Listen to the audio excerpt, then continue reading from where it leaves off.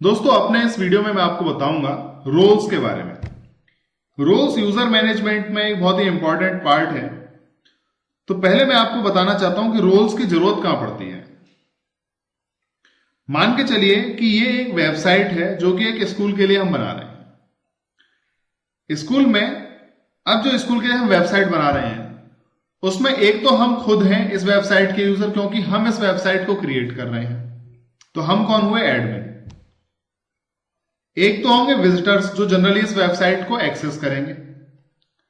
तीसरे होंगे टीचर्स, क्योंकि ऐसा हो सकता है कि स्कूल मैनेजमेंट ये चाहे कि उनके सभी टीचर्स को ब्लॉग लिखने की परमिशन हो,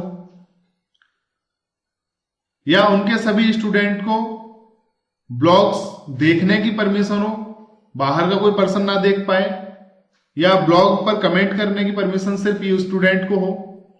तो एक्चुअली कुछ अकाउंट हमें ऐसे बनाने पड़ते हैं जहां पर हमें कुछ लिमिटेशंस या तो ज्यादा देनी पड़ती हैं या फिर कुछ लिमिटेशंस छुपानी पड़ती हैं। जैसे कि विजिटर को हमने अब अकाउंट की परमिशन नहीं दी क्रिएट करने की। अगर हम टीचर का अकाउंट बनाएंगे तो हम कहेंगे कि ब्लॉग की परमिशन उसको देना चाहते हैं, लेकिन अगर एक स्टूडेंट का अकाउंट हमारी इस वेबसाइट पर बने तो हम ब्लॉग की परमिशन ना दें, सिर्फ कमेंट करने की परमिशन दें, ब्लॉग देखने की परमिशन दें। ये भी पॉसिबल है कि विजिटर को ब्लॉग नहीं दिखने चाहिए। तो इस तरह कई सारी पॉसिबिलिटीज आती हैं। अब यूजर अकाउंट अगर हमको क्रिएट करना है तो हम एक टाइप के यूजर अकाउंट में ये सभी चीजें नहीं मैनेज कर सकते हैं। तो इसके लिए हम कई टाइप के यूजर अकाउंट बनाते हैं। यूजर अकाउंट में भी कैटेगरीज कर देते हैं और इन कैटेगरीज को एक सिंपल नाम दिया गया है रोल। तो रोल किस तरह से हम असाइन कर सकते हैं वो हम अपने इस वीडियो में सीखेंगे। तो उसके लिए आप जाइए पीपल पर, परमिशंस टैब के अंदर जाइए। परमिशंस टैब के अंदर आपको अगेन दो टैब दिखाई देंगे, एक है परमिशंस और एक है रूल्स। अब यहां पर जाइए रूल्स पर। जब आप रूल्स पर पहुंचेंगे तो आप देखेंगे कि बाय डिफॉल्ट द्रुपल ने आपको 3 रोल्स दिए हुए हैं। पहला तो है एडमिनिस्ट्रेटर, दूसरा है ऑथेंटिकेटेड यूजर और तीसरा है एनोनिमस यूजर। तो पहले हम इन 3 के बारे में बात करते हैं, उसके बाद हम नए रोल्स ऐड करने के बारे में बात करेंगे। एडमिनिस्ट्रेटर तो है आप इन द सेंस वह पर्सन जिसको वेबसाइट में सब कुछ करने की परमिशन होनी चाहिए। ऑथेंटिकेटेड यूजर वह यूजर होता है जिसका आपकी वेबसाइट में अकाउंट है लेकिन वह एडमिनिस्ट्रेटर नहीं है। और एनोनिमस यूजर वह यूजर होता है जिसका आपकी वेबसाइट में अकाउंट नहीं है। रोल्स की जरूरत इसलिए पड़ती है क्योंकि हम उनके परमिशन के लेवल अलग अलग रखना चाहते हैं।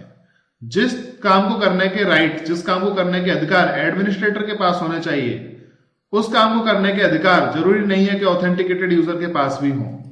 और जो काम ऑथेंटिकेटेड यूजर कर सके जरूरी नहीं है कि उसके अधिकार एनोनिमस यूजर के पास भी हो। तो जब आप अलग अलग लेवल की परमिशन सेट करना चाहते हैं तो उस केस में आपको अलग अलग रूल की जरूरत पड़ती है। ऑथेंटिकेटेड यूजर जो काम कर सकता है वह एनोनिमस यूजर फिलहाल हमारी वेबसाइट में नहीं कर सकता। देखते हैं क्या ऐसे काम है। तो हम आए अपनी वेबसाइट पर और इस समय हम वेबसाइट पर लॉगिन नहीं है। जब हम लॉगिन नहीं है तो इसका मतलब क्या है? ये यूजर किस तरह का हुआ? एनोनिमस यूजर हुआ। एनोनिमस यूजर जब इस ब्लॉग को रीड करेगा, रीड कर सकता है, रीड करने में दिक्कत नहीं है, कमेंट भी पढ़ सकता है। लेकिन देखिए एनोनिमस यूजर के पास कमेंट पोस्ट करने की परमिशन नहीं है। यहां पर वह कमेंट का ब्लॉक नहीं आ रहा है जो कि रजिस्टर्ड यूजर के पास आता है। और यहां पर साथ में एक लिंक दिया गया है log in to post comment, यानी कि अगर आप कमेंट पोस्ट करना चाहते हैं तो लॉग इन कर लीजिए। अब यदि किसी पर्सन के पास अकाउंट होगा तो वह लॉगिन कर लेगा, लेकिन अगर अकाउंट नहीं होगा तो वह लॉगिन नहीं कर पाएगा। तो एक परमिशन तो यहीं पर है कि उसके पास कमेंट करने की परमिशन नहीं है। अब हम इस वेबसाइट में लॉगिन करते हैं।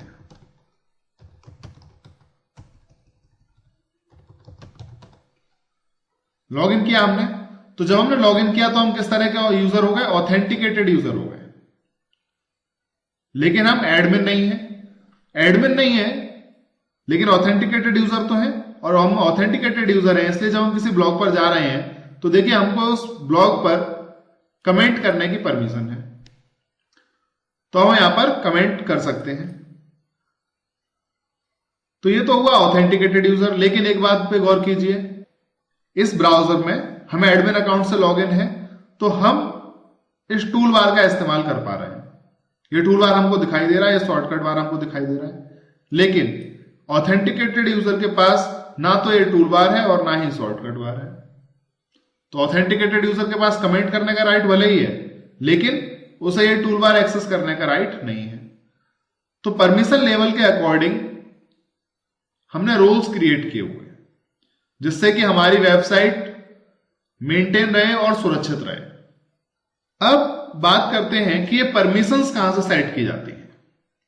तो परमिशन सेट करना द्रुपल में बहुत ही आसान है। जब आप इस रोल्स पेज पर होते हैं तो आपके सामने रोल्स के नाम लिखे होते हैं, anonymous user, authenticated user, administrator, और हर रोल के सामने एक लिंक दिया होता है एडिट परमिशंस का। तो आप किसी भी लिंक पर जाकर उसकी परमिशंस को एडिट कर सकते हैं। तो हम एक बार इन सभी की परमिशंस को रिव्यू कर लेते हैं। तो हम चेक करते हैं एनोनिमस यूजर के पास क्या क्या परमिशंस हैं। एडिट परमिशंस लिंक पर क्लिक किया तो यहां पर देखिए लिखा आ रहा है परमिशन, किस तरह की परमिशन और उसको है या नहीं। तो देखिए blocks, administer blocks. Administer block का मतलब होता है ब्लॉक को अलग अलग रीजन में प्लेस करना, नए ब्लॉक्स बनाना, ब्लॉक्स को डिलीट करना। उसकी परमिशन एनोनिमस यूजर को नहीं है, यानी कि विजिटर को नहीं है। अब आप खुद ही सोचिए, क्या आप किसी विजिटर को अपनी वेबसाइट के ब्लॉक्स को एक रीजन से दूसरे रीजन में पहुंचाने की परमिशन देना चाहते हैं? नहीं, ऑब्वियस है, कोई भी नहीं देना चाहेगा। इसलिए यह अनचेक है। कोई भी एडमिन टास्क एनोनिमस यूजर को नहीं दिया जा सकता है। जनरल टास्क दिए जा सकते हैं, जैसे कि हमारी वेबसाइट के सभी कंटेंट को देख सके, कमेंट्स को देख सके। तो कमेंट से संबंधित में व्यू कमेंट्स है, पोस्ट कमेंट नहीं है। तो क्योंकि कमेंट पोस्टिंग की परमिशन इस यूजर के पास नहीं है, इसलिए उस यूजर को कमेंट बॉक्स नहीं दिखाई दे रहा था। अगर आप चाहें तो इसको आप क्लिक कर सकते हैं, उस केस में यूजर कमेंट पोस्ट कर सकता है। स्किप कमेंट अप्रूवल, अगर आपने कमेंट की अप्रूवल को इनेबल किया हुआ है, यानी कमेंट पब्लिश होगा लेकिन बिना आपकी अप्रूवल के दिखाई नहीं देगा, पब्लिश नहीं हो पाएगा आपकी वेबसाइट में, तो उस केस में आप स्किप कमेंट अप्रूवल पे क्लिक कर सकते हैं। एडिट ओन कमेंट, यदि आप चाहते हैं कि एनोनिमस यूजर अपना खुद का कमेंट एडिट कर सके तो उसकी परमिशन आप यहां से दे सकते हैं। तो इस तरह की सभी परमिशंस हैं, इनको आप धीरे धीरे पढ़ सकते हैं और इस्तेमाल कर सकते हैं। अब यहां पर जरा कॉन्टैक्ट फॉर्म पे देखिए। कॉन्टैक्ट फॉर्म में एक परमिशन है, use the site wide contact form, यानी कि वो कॉन्टैक्ट फॉर्म जो कि हमने किसके लिए बनाया है, एंड यूजर के यानी विजिटर्स के लिए बनाया है। और यहां पर इस फॉर्म को एक्सेस करने की परमिशन इस यूजर के पास नहीं है, जो कि गलत है। एक बार देखते हैं कि एनोनिमस यूजर हमारे इस वेबसाइट के फॉर्म को एक्सेस कर पा रहा है या नहीं कर पा रहा। तो फिलहाल तो हम लॉग्ड इन है अपनी वेबसाइट पर, लॉग आउट हो जाते हैं और देखिए यहां पर कॉन्टैक्ट फॉर्म ही नहीं आ रहा है, जो कि एक बहुत बड़ी गलती है, क्योंकि कॉन्टैक्ट फॉर्म तो वह फॉर्म होता है जिसके जरिए विजिटर्स आपसे बात कर सकते हैं। तो हम कॉन्टैक्ट फॉर्म को इनेबल करते हैं, कम से कम कॉन्टैक्ट फॉर्म को एक्सेस करने की परमिशन तो होनी चाहिए। तो कॉन्टैक्ट फॉर्म का site wide contact form access करने की परमिशन हम एनोनिमस यूजर को दे देते हैं। इसके अलावा कई परमिशंस हैं, आप एक एक करके सभी परमिशंस को देखते रहिए और जो आपको लगता है उसको आप इनेबल या डिसेबल करते रहिए। सेव परमिशंस पर क्लिक कर देता हूं। फिलहाल मैंने सिर्फ एक ही परमिशन को चेंज किया है, जो क्या है, contact site wide contact form को एक्सेस करने की। अब देखते हैं क्या अब एनोनिमस यूजर हमारे साइट वाइड कॉन्टैक्ट फॉर्म को एक्सेस कर पा रहा है। वेबसाइट यही है, रिफ्रेश कर देते हैं। देखिए कॉन्टैक्ट का मेन्यू भी यहां से गायब था, अब कॉन्टैक्ट अस मेन्यू भी आने लगा है, ऊपर प्राइम सेकेंडरी मेन्यू में भी आने लगा है क्योंकि हमने दिया था। और अब वह इस कॉन्टैक्ट अस फॉर्म का इस्तेमाल भी कर सकता है।